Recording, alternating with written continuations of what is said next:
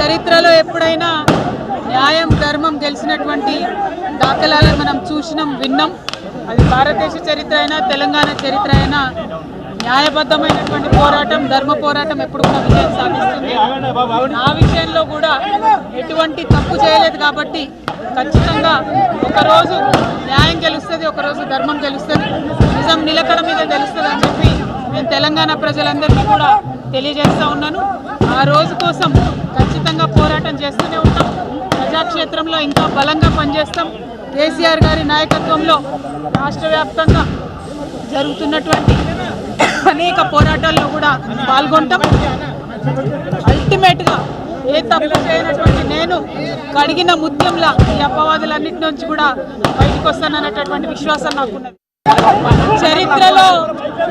చరిత్రలో ఎప్పుడైనా న్యాయం ధర్మం గెలిచినటువంటి దాఖలాలను మనం చూసినాం, విన్నాం.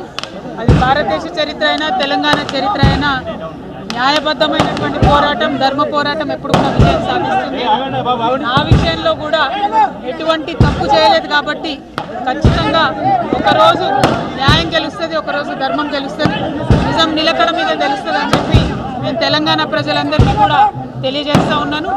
ఆ రోజు కోసం ఖచ్చితంగా పోరాటం చేస్తూనే ఉంటాం. ప్రజాక్షేత్రంలో ఇంకా బలంగా పనిచేస్తాం. కేసీఆర్ గారి నాయకత్వంలో రాష్ట్ర వ్యాప్తంగా జరుగుతున్నటువంటి అనేక పోరాటాల్లో కూడా పాల్గొంటాం.